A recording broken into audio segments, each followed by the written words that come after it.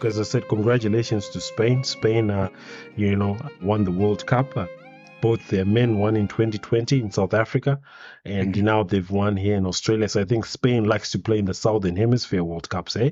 They've both won them in the Southern Hemisphere. So good on them. It was a pure Spanish performance. Held the ball, passed the ball, tiki-taka. And yeah, 1-0, man, clean victory. England, thank God the English didn't win. We're still hearing about 1966, 2023. So thank God the English didn't win. So yeah, it was a good performance. Congratulations to Spain. And yeah, kudos to them for winning the Women's World Cup. So we've got a few stats, which have come out from this World Cup. Australia and New Zealand hosted the FIFA's World Cup for the ages, as they say. 1.95 million fans through the stands. So that's 1.9 million people in the stadiums. Over 160 goals. Over 750,000 visitors at fan festivals. The most watched program in Australian TV history, right? And the first senior FIFA tournament to be hosted in Oceania, and the first Women's World Cup with 32 teams. So they've already matched the men. Men have got 32 teams. I think men is going to increase, I think, at the FIFA World Cup in 2026. I think they've expanded that. But look, women have got 32 teams there. It was a good performance, some resounding victories. Let's dive into the Matildas. The Matildas fever. Living here in Australia, we're seeing yellow jerseys all over. I thought I was at a Triple C rally, but it was all the Matildas. Yeah. It was Matilda's fever. And look, they finished fourth, but I think they really made women's sport go to another level in the country. Let's talk a bit about that, about the Matilda's fever from this World Cup. Yeah, the very big impact, obviously, of the sport. Obviously, for the younger women out there who also want to play the sport, this is a very, very open cut opportunity for them to grow the sport. They've done well. We have the Olympics that's coming up in 2032 in Brisbane. I'm sure again that's another platform they're going to have to again grow the sport even bigger. They use this opportunity to spearhead. So I see football growing for women. I see football growing. Whether that will help the men's part as well, because obviously our men haven't really done as good. Obviously, there's more competition when it comes to the males out there. Not to take anything away from the Matildas, but we do know that male sport has its own. that's a quite sensitive area there, given that some are already taking advantage of the fever that's happening at the moment. I was going through, coming through the news, and I saw that, there are some people who are already complaining that the female athletes getting, less money than their male counterparts. Like, FIFA, like in this article that I was reading, the advertiser, they say FIFA will only hand out a total of 170 million in prize money for the Women's World Cup, far less than 680 million for men's tournament. And they are complaining of the, wage gap. Well, that's a very big conversation that's been had around the world, really. Even the American squad has the same thing where they want equal pay. But I think the biggest thing that comes down to following, how much does the Men's World Cup bring in terms of revenue itself? How much does it bring in terms of viewers itself? But in this case now, the female soccer brought in more viewers in the Australian context. Yeah, but in the Australian context. Yes. In the Australian context, they performed well. So as we come back to the Matildas, yes, we know the argument of equal pay, the debate. We all know that the men's sport has been there for years. I think I alluded to England winning in 1966. There wasn't a Women's World Cup in 1966. So for us to rush to say we want equal pay, it has to grow to a certain level where, major sponsors are are sponsoring. I think this World Cup was being sponsored by Zero, the accounting firm. You know, the men's World Cup, you've got Budweiser, you've got Gillette, you've got all these major conglomerate brands, Nike, Adidas, fighting to sponsor to have their brands out there for the men's World Cup. Not taking away from the women. They've got 32 teams. The Spanish team, even if I was on the pitch, I'm a rugby player. If I was on the pitch, they would have made me run around in that midfield like a madman because of the way they were passing the ball around. So some of the women's sport has improved dramatically.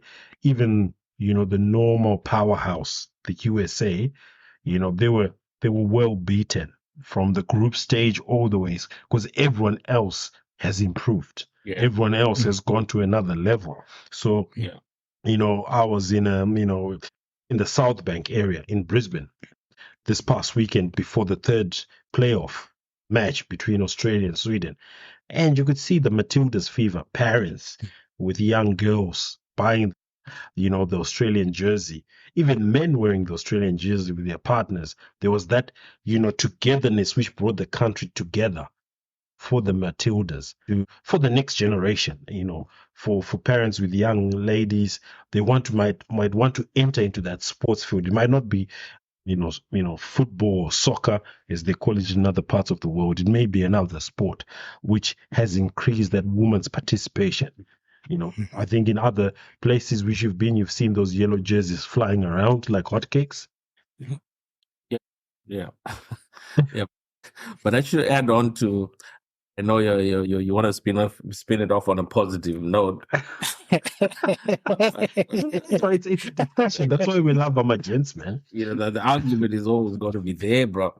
Like, I wanted to give an example of the women's national team. I think it was a year or 2 years ago, when this whole conversation started about equal pay, and they took it to their matches, and some women were actually outside. I was watching this video. I think it was on YouTube or somewhere. And this, they were sort of demonstrating and saying, "Oh, equal pay, equal pay, equal pay," just before a match. And the team goes in there and they're playing a friendly match with some young boys or some small team, men's team, and they get thrashed 11-0. And that just goes to show you, like, listen, there's no competition here. The levels of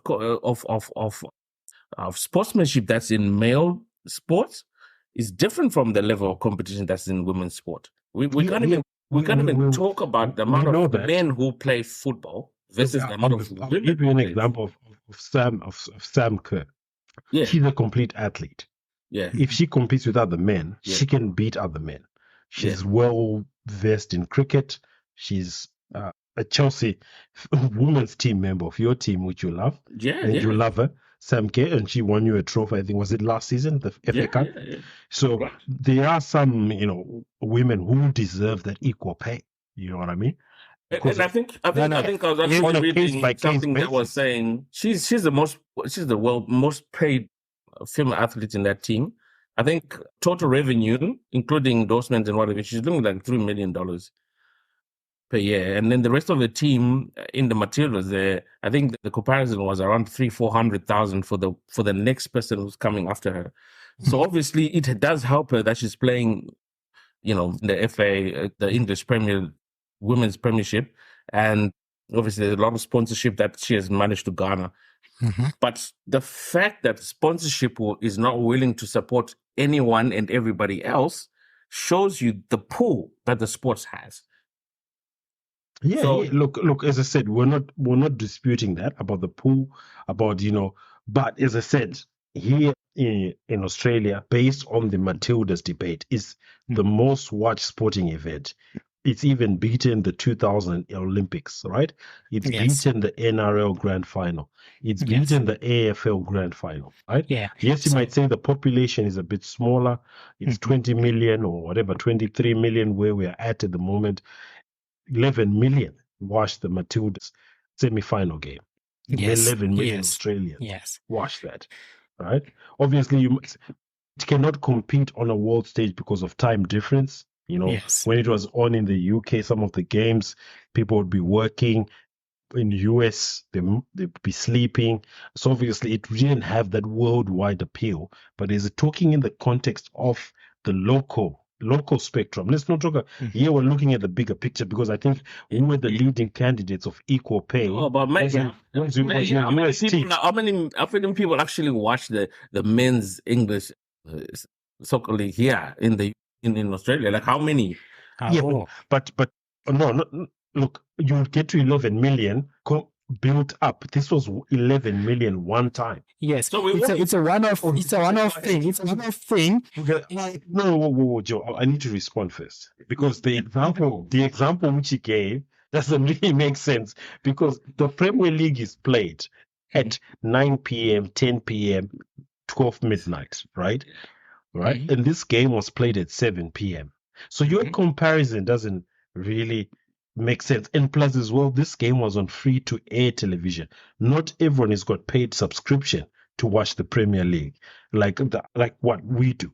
No one has got paid subscription to watch UEFA Champions League like we do, because we have to follow it and comment on it on our gents. So I'm talking about the whole spectrum where you've got it on free-to-air television. Whether it was hosted in Australia, if the UK hosted it and they did free to air, it would have been the same scenario. The women's game has enlightened people. Yes, I'm not talking about the debate of equal pay. I will not agree to equal pay if you're not bringing equal revenue. Let's not get that done. Okay, thank you. Hey, that's where we agree. That's where we agree. I'm not talking about equal pay here. We're talking about the way it has boosted the morale of women's sport. If it's boosted the women's sport, then if it grows to revenue,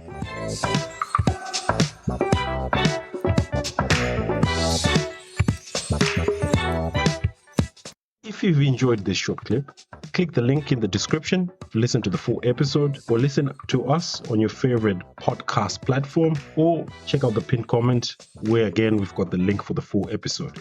Remember to subscribe, like, share, leave your comments. Let's have a discussion what you feel about this topic which we shared on this amazing short clip of our Gents podcast. Thank you and have an awesome week.